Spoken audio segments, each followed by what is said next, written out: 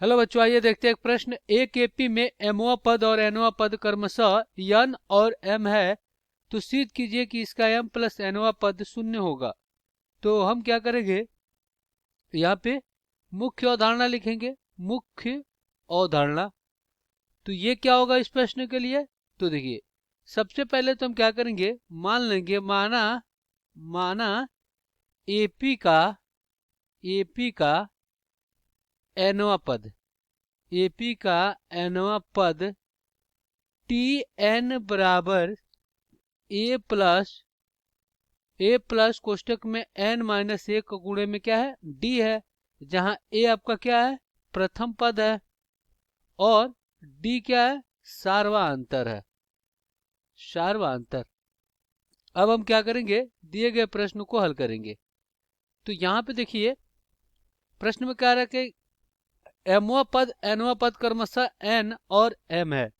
तो यहाँ पे अगर हम एमओ पद निकाले तो क्या हो जाएगा, टी एम बराबर ए प्लस कोष्टक में एम माइनस एक और गुणे में कितना डी, और ये कितना आपका, ये आपका एन है। तो यहाँ पे क्या हो जाएगा, ये हो जाएगा ए प्लस कोष्टक में एम माइनस एक गुणे में डी और बराबर में एन, इसको समीकरण एक बना लेते हैं। अब प्रश्न में कह रहा है कि जो एनवा पद है वो क्या है, एम है। तो एनवा पद एम है तो क्या हो जाएगा, ये हो जाएगा टी एन बराबर ए प्लस कोष्टक में एन माइनस एक और गुणे में डी, और ये क्या आपका, ये एम है। तो यहाँ पे क्या हो जाएगा, ए प्लस कोष्टक में एन माइनस एक गुणे में डी बराबर एम, इसको समीकरण दो बना लेते हैं। अब हम क्या करेंगे, समीकरण एक में से दो को घटा देंगे। तो यहाँ पे लिखेंगे समीकरण समीकरण एक माइनस दो। तो समीकरण एक क्या आपका, एक प्लस एम माइनस एक गुणे में डी बराबर एन, और ये क्या है, एक प्लस समीकरण एन माइनस एक गुणे में डी बराबर एम। तो घटा दीजिए माइनस, और ये भी माइनस और ये भी माइनस, ये कट गया, ये कटेगा। तो यहाँ पे क्या आ जाएगा, यहाँ पे आ जाएगा एम माइनस एक और गुणे में डी माइनस एन माइनस एक और गुणे में क्या हो जाएगा डी, और बराबर में एन माइनस क्या हो जाएगा, एम हो जाएगा।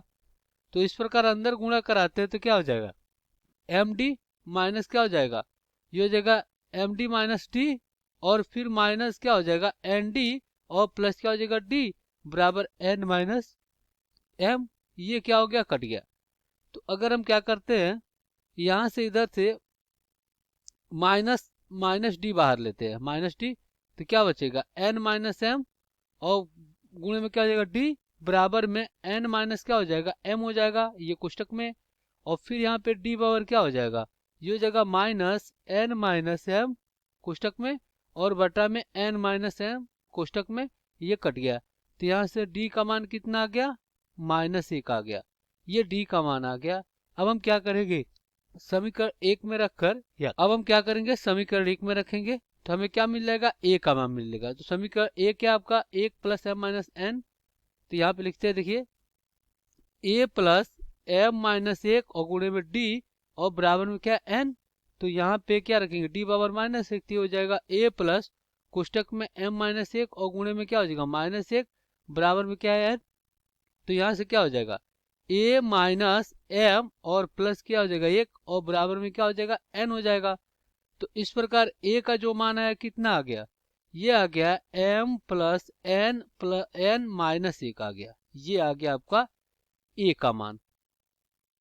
अब हमसे क्या पूछ रहा है प्रश्न में, देखिए अब कह रहा है कि m प्लस एनवा पद शून्य होगा, ये हमें सिद्ध करना है।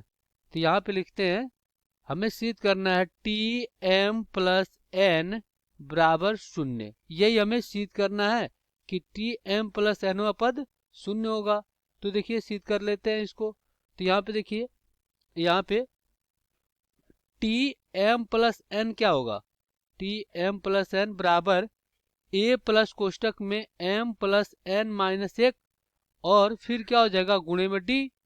अब यहाँ पे क्या करेंगे, ए का मान रखेंगे, तो ये क्या है एम प्लस एन माइनस एक, और फिर क्या हो जाएगा प्लस में गुणे में एम प्लस एन माइनस एक, और गुणे में क्या हो जाएगा, ये हो जाएगा माइनस एक। तो यहाँ से क्या हो गया, देखिए m प्लस n माइनस 1 और फिर क्या हो जाएगा, यहाँ पे प्लस माइनस माइनस m हो जाएगा और फिर प्लस माइनस माइनस n हो जाएगा और माइनस माइनस गुणा होकर क्या हो जाएगा, प्लस 1 हो जाएगा। m से m कट गया, n से n कट गया और 1 से 1 कट गया, तो क्या आ गया आपका, शून्य आ गया। तो टी एम प्लस n बराबर क्या आ गया, शून्य आ गया। यही हमें सिद्ध करना था, तो यहाँ पे लिखेंगे इति सीधम।